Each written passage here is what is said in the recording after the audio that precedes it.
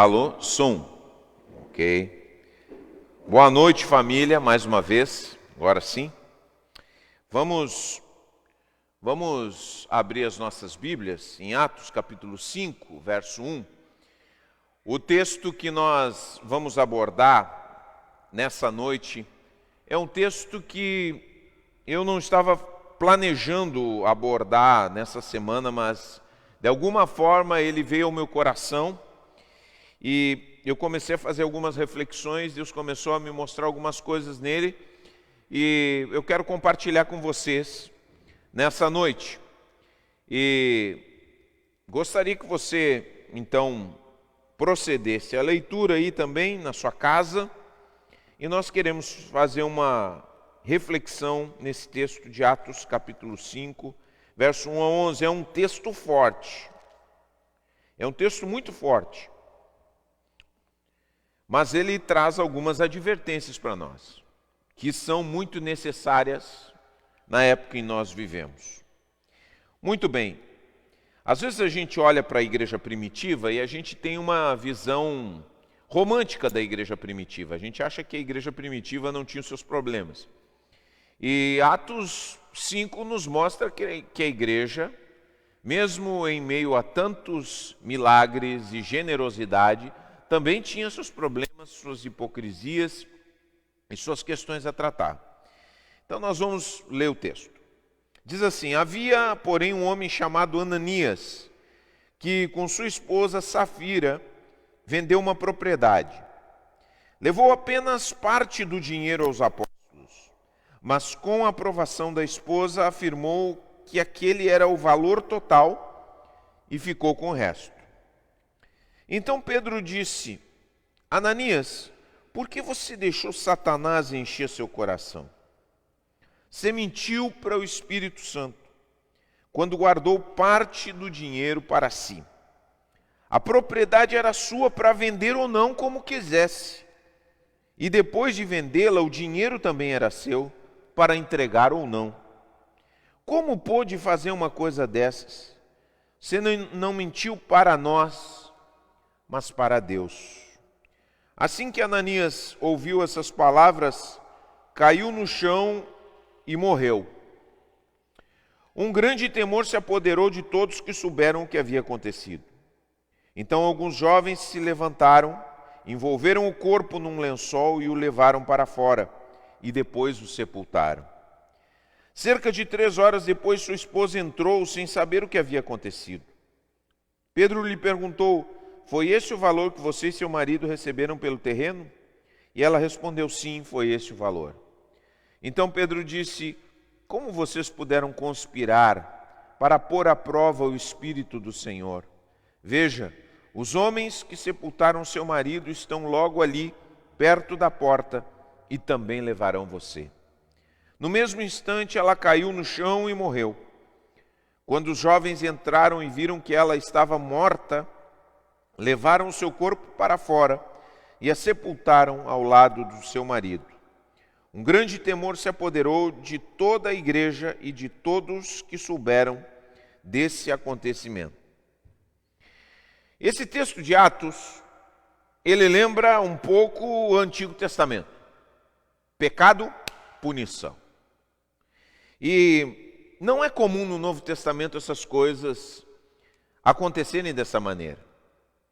Jesus mesmo, a despeito de tudo que enfrentou, nós não percebemos em nenhum momento uma retaliação divina a partir do ministério de Jesus. Pelo contrário, quando os discípulos quiseram fazer descer fogo sobre os samaritanos, quando os samaritanos não deixaram eles entrarem nas suas terras, Jesus disse: olha, eu não vim para trazer morte aos seres humanos, mas eu vim para trazer salvação. E de fato, mas aqui no começo da igreja, e você pode continuar lendo, esse é um fato extraordinário, marcante e de exceção. É de exceção, mas acontece. Ele acontece, está descrito aqui.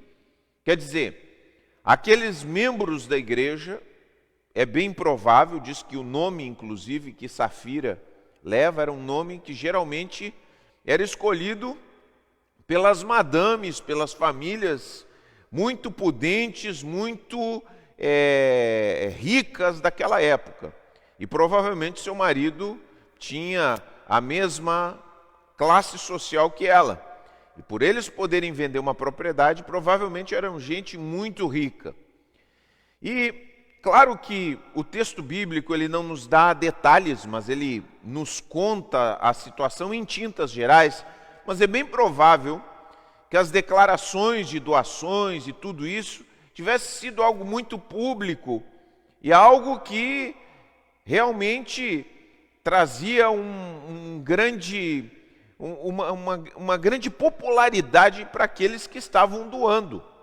É tudo que nos aponta esse texto que nos é descrito de uma forma resumida. E então nós vemos aquilo que hoje em dia nós olharemos para isso, mas isso aqui é uma mentirinha que contou, disse que ia dar um tanto, disse que estava dando tudo, mas deu pela metade. Só que o texto descortina a importância da igreja que estava começando e a importância da igreja olhar para Deus de uma forma séria, sem leviandade. Algo que hoje em dia as pessoas elas desaprenderam a olhar para Deus com temor e tremor. É claro que Deus se revela para nós como Pai. É verdade, Deus não quer que nós venhamos a ter medo dele. Deus quer que nós nos aproximemos com certeza do seu perdão, da sua graça conosco. Talvez alguns que olhem e dizem assim, puxa, será que esse pessoal aqui que morreu foi para o inferno? A Bíblia me diz que Deus não nos julga, presta bem atenção, Deus não nos julga pela última coisa que nós fazemos na nossa vida. Deus nos julga pela última coisa que Jesus fez na sua morte. E o que Jesus fez está consumado. Então, às vezes, as pessoas, cristãos, que cometem erros na última parte da sua vida, as pessoas dizem, puxa, a vida se perdeu. Não, a graça de Deus é muito mais do que isso. Eu acredito, tenho certeza pela graça e por aquilo que nos fala a palavra de Deus, que nós vamos encontrar Ananias e Safira nos céus. No entanto, o que acontece com eles é uma mensagem para a igreja, para mim e para vocês, de que servir a Deus é algo muito sério, algo muito importante, algo que nós temos que olhar com reverência. Nós temos que olhar o nosso serviço a Deus com reverência. Nós temos que olhar o nosso Deus, que é Pai, também com reverência no nosso coração. Então, para isso Deus nos chama. E aí, quando nós olhamos esse texto, nós temos que perceber nesse texto forte algumas advertências para nós hoje em dia. E eu quero destacar aqui 5 advertências. 5 advertências desse texto para nós nesse tempo de irreverência, nesse tempo de nenhuma seriedade a respeito de Deus. Nós vemos lideranças sem seriedade, porque usam o nome de Deus em vão. E muitas vezes nós cristãos, aqueles que não são líderes, mas os discípulos do dia a dia também, usamos o nome de Deus em vão. Temos uma certa leviandade em relação às coisas espirituais. Achamos que a forma descuidada como levamos a nossa vida espiritual não tem nenhum impacto nas nossas vidas. Mas esse texto, ele não nos aponta que nós vamos receber pecado e punição imediatamente, porque se fosse assim não tinha mais ninguém vivo. Se Deus tratasse cada um de nós como tratou Ananias e Safira nesse texto aqui, não sobrava ninguém. Não estava ninguém, nem pastor, nem ninguém. No entanto, o texto tem uma advertência para nós. Aliás, muitas advertências que nós precisamos levar muito a sério nessa questão, porque Deus nos coloca nessa vida e temos esses anos de vida e temos diante de nós tantas coisas para fazer, mas a gente tem que prestar muita atenção como nós estamos andando. Como está indo a nossa vida espiritual? Como nós estamos olhando para Deus?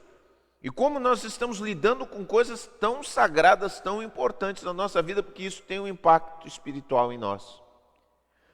Às vezes, tem coisas que acontecem na nossa vida que são fruto de leviandade espiritual. E nós precisamos ter uma maneira de lidarmos, porque eu vejo que as pessoas levam com muita seriedade coisas que deveriam levar, claro, mas levam a sério o seu trabalho, levam a sério a sua família, levam a sério seus relacionamentos, mas muitas vezes levam a sério com leviandade as questões que se relacionam com Deus. E nós precisamos ter muita atenção nisso. Nós precisamos ter muito cuidado. Nós não podemos ser levianos. Deus nos livre de sermos levianos. A palavra de Deus, os mandamentos dizem: não tomarás o nome do Senhor teu Deus em vão. Eu fico muito incomodado pelo fato de que muitos políticos em época de eleição visitam igrejas e viram os crentes mais sérios que existem no mundo. E aí depois, com suas atitudes, desfazem suas palavras. Levam o nome de Deus em vão. São tantos e tantos que usam o nome de Deus em vão. Então nós precisamos ter muito cuidado, começando com a gente dentro da igreja. Nós somos os primeiros a mandar uma grande mensagem de que o nome de Deus, que as questões divinas, elas são sagradas, importantes e precisam ser levadas a sério. Muito a sério. Vamos ver aqui as advertências que esse texto nos faz. A primeira advertência que nos faz é que tão importante quanto as nossas ações são as nossas motivações. Porque se nós pensarmos, vocês imaginem um campo sendo vendido. Você imagina um campo hoje sendo vendido, uma grande propriedade sendo vendida a $10.000. Então Ananias e Safira pegaram de $10.000, eu estou colocando aí, né? De $10.000, R$50.000, né? 25 mil de doação para a igreja. Veja só, talvez uma pessoa comum, um pastor comum ficaria muito feliz. Um líder espiritual, R$25.000, uma doação maravilhosa, vamos fazer muita coisa aqui. Mas Deus olha diferente. Deus olha diferente. Deus não vê somente as ações, Deus vê as motivações do nosso coração. Ora, a advertência é que nós não venhamos a nos preocupar somente com as coisas que nós fazemos e nos preocupamos. As coisas que nós fazemos são importantes. Não quer dizer que não são importantes as coisas que nós fazemos. Mas não são só as coisas que nós fazemos, mas a motivação do nosso coração. Eu já vi muitas pessoas, por exemplo, se batizarem para agradar outra pessoa. E muitas vezes, até os líderes espirituais aceitarem um batismo dessa forma, porque aumentam os números. Sim, batizamos 50 pessoas. Mas essas pessoas foram constrangidas, essas pessoas não sabiam o que estavam fazendo, não entenderam o evangelho, mas se batizaram. Levantaram a mão e disseram sim. Agora, o zelo que a igreja precisa ter, e cada um de nós, é que não são só as ações que são importantes, mas as motivações do coração. Então, muitas pessoas, para dar o exemplo do batismo, se batizam. Então, logo se batizam, vão embora, não seguem mais a Jesus. Por quê? Porque a motivação do coração era completamente diferente daquilo que eles estavam fazendo. Nós precisamos também analisarmos tudo que nós fazemos. Qual é a motivação do teu coração? Qual é a motivação do teu coração? Para as coisas que você faz, para as coisas que você empreende, na igreja, a bondade que você manifesta, aquilo que você pega para fazer, qual é a motivação daquilo que você faz? E aí pegamos aquilo que está relacionado com os valores monetários, a sua contribuição. Por que você contribui? Por quê? Qual a motivação do seu coração? Você está grato a Deus? Você reconhece que Deus que te deu? É esse o seu coração? É esse o coração, é essa a motivação que tem que ser. No entanto, a motivação de Ananias e Safira qual era? Popularidade. Serem reconhecidos, serem aplaudidos pelas pessoas, que as pessoas pudessem dizer que eles dentro do seio da igreja eles tinham um status de generosos. Esses homens, eles são filântropos aqui. Só que eles não cuidaram da motivação do coração. Nós precisamos cuidar da motivação do coração. Uma mensagem muito séria de Deus para nós. Meu irmão, minha irmã que está em casa, faça coisas boas, mas cuide a motivação do seu coração, porque Deus se importa muito com a motivação daquilo que nós fazemos. Eu lembro lembro de muitos filântropos, né, que aparecem fazendo doações. Você vê todos os dias pessoas que fazem, fulano de tal fez doações, tantos milhões e tal. E eu me lembro da palavra de Deus que diz que aquilo que a tua mão direita faz, a tua esquerda não saiba. O que a tua mão direita faz, a tua esquerda não saiba. Que as grandes coisas que nós fazemos devem ser feitas para a glória de Deus. E lembrei de uma figura muito importante do nosso Brasil, que ele dizia que tinha tido um encontro com Deus, e eu não tenho motivos para não acreditar nisso, que foi o Ayrton Senna. O Ayrton Senna era um homem riquíssimo, ganhava milhões e milhões na Fórmula 1, são salários milionários. Aqueles que abandonam a Fórmula 1 são bilionários, aqueles que ficam 10, 12 anos se tornam bilionários porque são valores astronômicos. E diz que ele, depois que ele morreu, foi descoberto que ele ajudava muitas instituições de caridade e era um filântropo realmente, doava somas generosas de dinheiro para muitas instituições que ajudavam crianças. E uma condição que ele colocava para continuar doando para essas instituições era: se vocês quiserem continuar recebendo ajuda, vocês não devem jamais mencionar que eu estou ajudando essa instituição. Isso só se soube depois da sua morte, que ele doava para muitas instituições. A motivação no coração. A motivação era ajudar realmente. A motivação não era popularidade.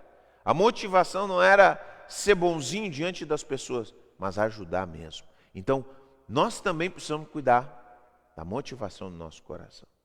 Essa é a primeira advertência desse texto. Segunda advertência que esse texto tem para nós, preciosa, é que Deus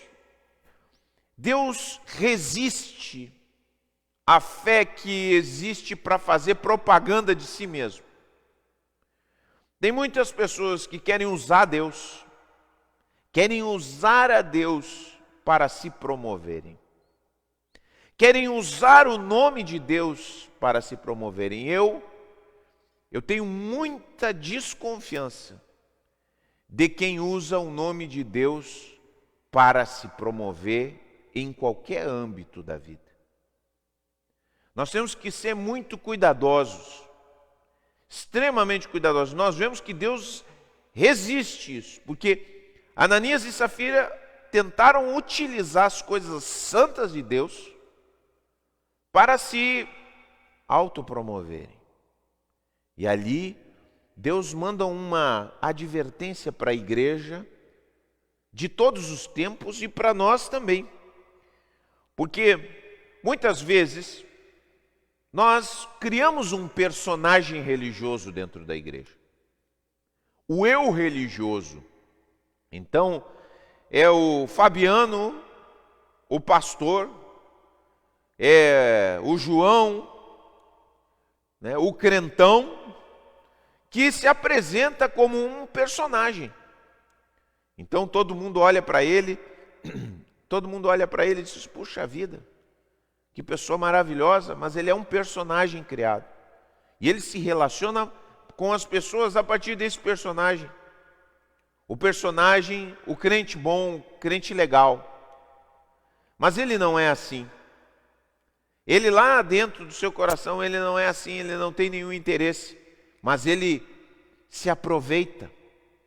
E é interessante que o povo da época de Jeremias denunciou, viveu num tempo terrível, e ele dizia que as pessoas tinham transformado a igreja, o templo, num covil de ladrões. Ou seja, a igreja tinha se tornado um lugar onde as pessoas estavam se escondendo suas maldades. Era o esconderijo das pessoas. E a Bíblia nos diz que Deus resiste isso. Quando Deus vai manifestar sua mão? Não sei. Quando Deus faz isso? Não sei. Ele fez isso no começo da igreja. Ele colocou essa advertência na palavra de Deus. Eu acho que todos nós, absolutamente todos nós, deveríamos nos preocupar de não usarmos o nome de Deus para tentarmos nos engrandecer. Deveríamos ter muito cuidado, porque Deus resiste. Às vezes, estamos fazendo coisas que não têm o selo de Deus, são vazias, porque Deus não respalda aquilo que não é feito para a sua glória. Aquilo que é feito para o engrandecimento do homem tem dias contados. Se enfraquecerá, se desfará, não terá o impacto necessário, não permanecerá, será sacudido pelas realidades da vida e as realidades divinas. Então, meu irmão, não pensa que Deus, Ele existe para engrandecer o teu nome. É totalmente o contrário. Deus nos chama para nós nos envolvermos com o seu plano de restaurar todas as coisas nesse mundo. Não para que Ele venha elevar o nosso nome. Você imagina isso? Deus tem algo muito maior. Ele tem um plano de bondade, de amor nesse mundo. E Ele nos chama para nos integrarmos. Ele não quer fazer parte de planos egocêntricos de autoexaltação. Longe disso. Longe disso. Algumas pessoas se aproximam e pensam que Deus as vai exaltar, que Deus vai... E às vezes elas até se decepcionam, porque muitas pessoas ficam incutindo isso dentro da cabeça delas. Meus irmãos, nós precisamos muito mais humildade dentro do povo de Deus. Um coração de adorador é isso. Um coração de adoração é isso. É nós amarmos que o nome de Deus seja levantado, que Cristo seja conhecido, que Cristo seja manifesto nas vidas, mesmo que para isso as pessoas se esqueçam de nós. Mesmo que nós semeemos, mas nós ficamos contentes de ver o resultado da semente, mesmo que o nosso nome não seja lembrado. Nós precisamos ter isso no nosso coração, e esse texto é uma advertência para nós. E muitas pessoas que servem a Deus e querem servir a Deus do seu jeito, da sua maneira, no seu tempo, não se submetem. Por quê? Porque é uma fé para o ego. É uma fé que quer que Deus o exalte. Agora, a fé que se submete, a fé que vive para a glória de Deus, faz as coisas do jeito de Deus, da maneira de Deus, não quando se quer, não quando se tem vontade, mas quando Deus solicita, quando Deus demanda, quando Deus quer. Esse é um coração que Deus se agrada. É isso que Deus busca fazer e está procurando fazer em nós. E esse texto é uma palavra de Deus para cada um de nós, para que nós também possamos permitir que Deus faça do seu jeito em nós, que nós possamos dizer para Deus, que você possa dizer em casa, que cada um de nós possa dizer: Senhor, do teu jeito, no teu tempo, na tua maneira. Que você possa dizer isso: Senhor, do teu jeito, no teu tempo, da tua maneira. Diferente de Ananias e Safira. A terceira advertência que nós temos aqui é que sem uma profunda reverência a Deus, nós jamais frutificaremos espiritualmente. Sem uma profunda reverência a Deus. Vocês sabem, os meus filhos, em algum momento da vida deles, todos eles tiveram aquele momento de me chamar pelo nome, meu nome, né? Fabiano. E aí, Fabiano?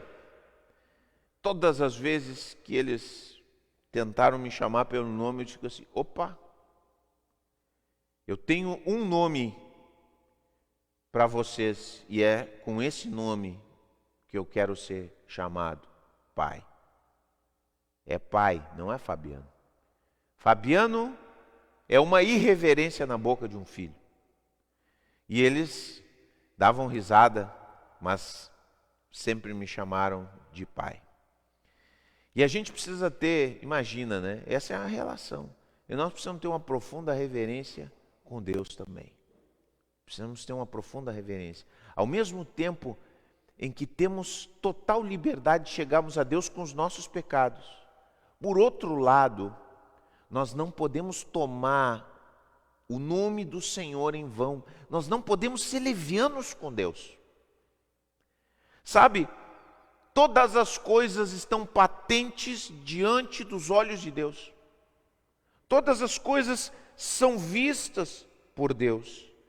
E nesses tempos nós reduzimos a visão de Deus. Nós achamos que Deus é como os nossos companheiros de trabalho, é os nossos companheiros de amizade que batemos e não levamos eles muito a sério e dizemos qualquer coisa e prometemos qualquer coisa e falamos qualquer coisa e não levamos a sério aquilo que falamos, aquilo que dizemos e a maneira como lidamos. Ora, Deus é Pai, mas Ele continua sendo Deus. E nós precisamos chegar até Ele com essa reverência. Quantos tiveram experiência diante de Deus? Os discípulos tiveram a experiência da transfiguração. E Deus chegou uma hora que Pedro disse assim, poxa, seria bem bom a gente fazer umas barracas aqui e tal. E aí então, Deus falou na nuvem, esse é o meu filho amado, ouçam ele. Ouçam ele. Deu aquela sacudida. Então nós precisamos ter essa reverência, ter esse entendimento que nós estamos diante do Deus Todo-Poderoso. Nós estamos diante do Deus grandioso. Quer dizer que se eu disser uma palavra para Deus, eu preciso levar a sério aquilo que eu digo para Deus. Que se eu disser que eu me comprometo totalmente com Deus, eu preciso me comprometer totalmente com Deus.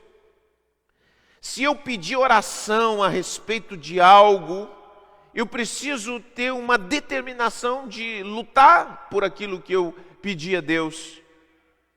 Ser cooperador com Deus naquilo que eu pretendo que Ele faça. Então isso é um senso de reverência.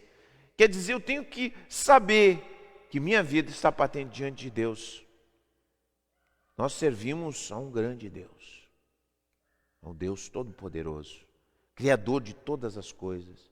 E essa consciência de Deus, ela precisa aumentar. Nós temos uma consciência de Deus como se Deus fosse um Deus carente. Deus não é carente, meus irmãos.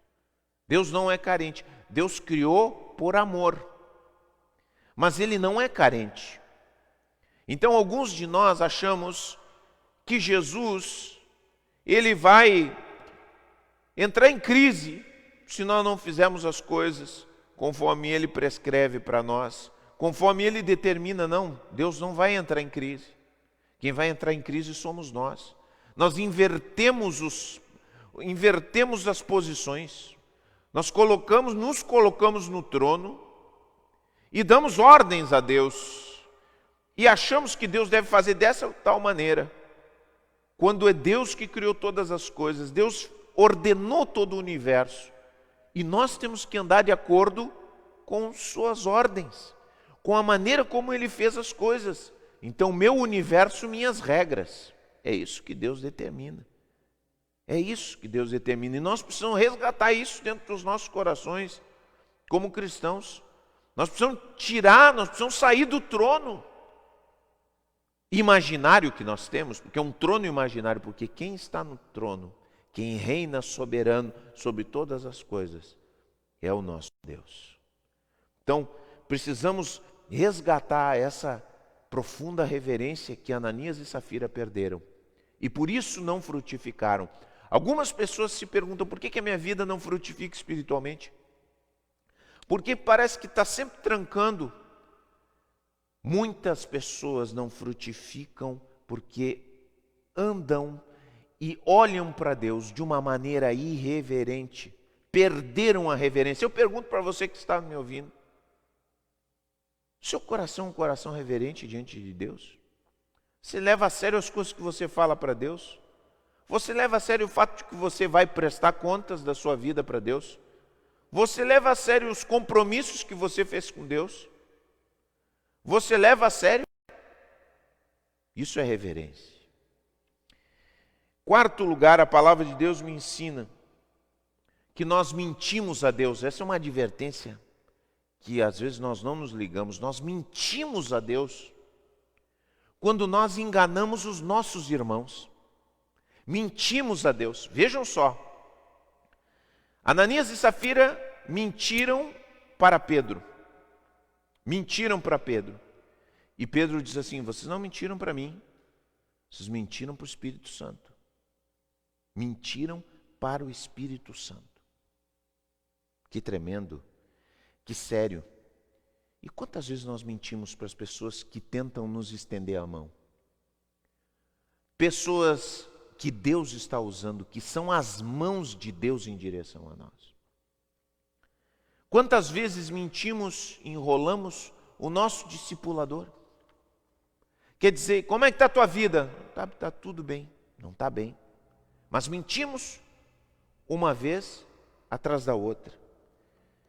Até tem pessoas que tem uma história terrível, eu nem vou trazer o nome desse líder, mas um líder famoso confessou em 2010, até se tornou algo público, mas agora foi esquecido. Ele confessou que ele mentia aos seus testemunhos, mentia sobre visões e experiências com Deus. Confessou, quer dizer, ele mentiu para os irmãos. Ao mentir para os irmãos, mentiu ao Espírito Santo. E nós, quando mentimos para aqueles que estendem a mão para nós, nós mentimos ao Espírito Santo. Fazemos promessas que não temos nenhuma intenção de cumprir com eles. Dizemos, pode contar comigo, mas nunca estamos disponíveis. Falamos vez após vez e mentimos vez após vez. Descumprimos vez após vez. Queridos, nós precisamos ter muita seriedade como nós encaramos a igreja do Senhor e a comunidade dos irmãos. Será que nós levamos a sério? Será que nós temos o cuidado com eles? Será que nós zelamos pela maneira como temos tratado? Porque muitas vezes nós falamos e questionamos e refletimos como a igreja trata as pessoas. Mas agora eu quero fazer uma pergunta individual. Como você trata a igreja? Como você trata a igreja? A igreja é uma sobra para você? A igreja só importa quando você tem uma necessidade? A igreja só é lembrada quando lhe convém, nos momentos bons ou só nos momentos ruins? A maneira como você trata a igreja é a maneira como você leva a sério as coisas de Deus. Mentiram ao Espírito Santo, diz Pedro. Vocês mentiram para o Espírito Santo. Porque as pessoas acham que que Deus é encontrado na individualidade, não. Deus criou uma comunidade. Deus escolheu ser encontrado no meio dos irmãos. É na comunidade dos irmãos que Deus escolheu ser encontrado. Somos indivíduos? Somos, mas somos e encontramos a Deus em comunhão. É isso que nos diz a palavra de Deus. Então temos que levar muito a sério. Porque se levamos de forma leviana a comunidade dos irmãos, estamos levando de forma leviana a Deus. E isso é péssimo para as nossas vidas espirituais. É morte para as nossas vidas espirituais. E por isso tantas pessoas estão mal. Por isso tantas pessoas não andam, não se adiantam, patinam e não conseguem ir adiante. E por último, a quinta advertência que nós temos nesse texto é que pecados secretos têm consequências públicas. Muitas vezes nós guardamos coisas dentro de nós e não confessamos. Ou confessamos, mas não abandonamos. Temos uma relação malandra com Deus. O que é uma relação malandra com Deus? Eu já ouvi isso de uma pessoa. Ela disse o seguinte para mim: pastor, sabe o que eu faço? Quando eu sei que eu vou fazer uma coisa errada, eu faço errado, mas depois eu peço perdão para Deus. Eu sei que eu vou fazer errado, mas depois eu vou lá e peço perdão para Deus. E nós não temos ideia que isso não significa abandonar o pecado, isso não significa abandonar o mal, isso não é arrependimento. Porque o arrependimento verdadeiro, primeiro ele deseja abandonar o mal. Ele faz planos de abandonar o mal. Ele luta para abandonar o mal. Esse é o arrependimento verdadeiro. O arrependimento nominal, o arrependimento fingido é esse que diz: eu vou fazer, mas depois eu peço perdão. Esse não deseja abandonar o mal. Esse não deseja abandonar a maldade. Mesmo, e quando temos esse coração, nós podemos saber que os nossos pecados secretos terão consequências públicas. Ananias e Safira pensaram consigo: nunca ninguém vai saber disso. E muitas vezes nós estamos praticando coisas na nossa vida, entretendo sentimentos, ódios, planos malignos, planos de vingança, pensamentos imorais, falcatruas. Ninguém sabe isso aqui. Ninguém sabe, ninguém nunca vai saber. Fazemos um plano, nos protegemos de todas as maneiras e dizemos: ninguém nunca vai saber. Mas tenha certeza que pecados secretos têm consequências públicas. Não tem como você fugir de você mesmo, porque o pecado é uma bomba que estoura dentro de você mesmo. E mesmo que não se ouça, e mesmo que não se veja, suas mãos ficam manchadas. Sua vida, de alguma forma, transborda aquilo que está dentro da sua alma e que não é tratado. De uma forma ou de outra, vai chegar a público. Então há uma advertência aqui. Se existem coisas secretas, protegidas, que não agradam a Deus dentro da tua vida, larga, abandona, deixa de lado, pede perdão, busca misericórdia, luta, te livra daquilo que não serve para a tua vida, mas não brinca com Deus. Pecados secretos têm consequências públicas. Eu lembro de um grande pregador que agora há pouco, uns 2 anos atrás, faleceu e ficou público a sua vida. E ele teve um câncer no final da sua vida, um câncer eu não me lembro o osso exatamente. E eu até conversei com a Cláudia, né, porque a gente tem estudado muito que os conflitos emocionais geram doenças físicas. E temos há muito tempo estudado isso com médicos, estudiosos, que fazem essa conexão, é a bioneuroemoção, né? Então isso é algo que está cada vez mais difundido. E eu perguntei para a Cláudia, eu digo, mas esse problema aqui está relacionado com o quê? E ela nem sabia a história, porque só eu sabia a história, perguntei para ela. Ela disse, não, isso aqui é um problema tem alguma coisa suja, impura que ele não tratou, secreta. E logo em seguida que ele faleceu, um ano em seguida, se descobriu que ele tinha mais de 200 mulheres, telefones de prostitutas e casa de massagem, investimentos relacionados à promiscuidade, prostituição. Veio tudo à tona, a organização dele se desfez, teve que despedir um monte de gente, familiares decepcionados, seu legado de anos foi destruído em poucos meses com denúncias de pessoas que estavam relacionadas a ele e que tinham provas contundentes de tudo que ele fez. Algo terrível. Sofreu no corpo e sofreu no seu legado e sua família. Então quer dizer, pecados secretos têm consequências públicas. Porque foram pecados que ele guardou dentro do seu coração por mais de 40 anos.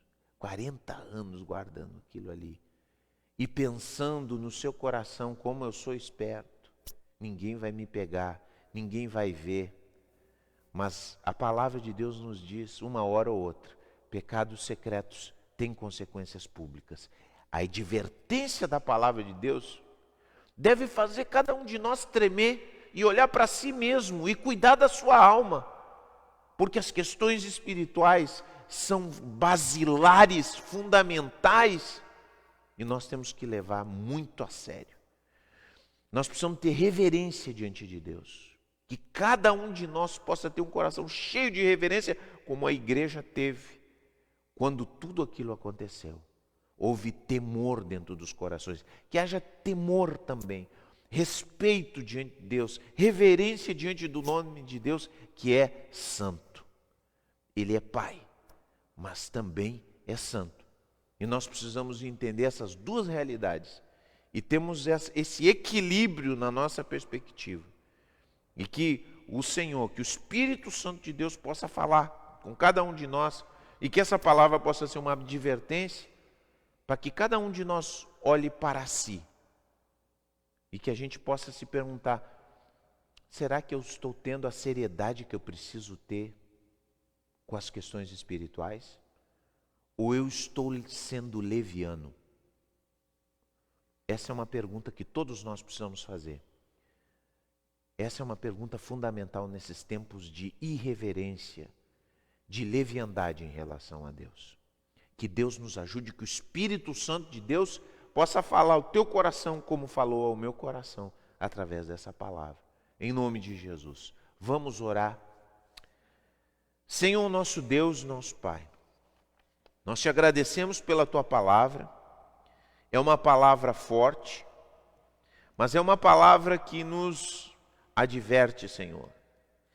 E nós queremos te pedir, Senhor, que tu nos ajudes, que tu, desde a tua graça, e que teu Espírito Santo venha trazer um convencimento para aquelas áreas que nós necessitamos olhar. Senhor, que não sejamos mais levianos.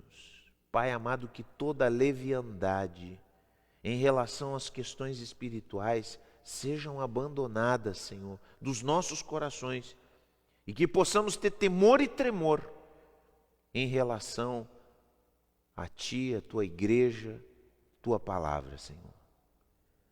Age nos corações, transforma os corações através da Tua palavra. Eu oro em nome do Senhor Jesus. Em nome do Senhor Jesus. Amém e amém.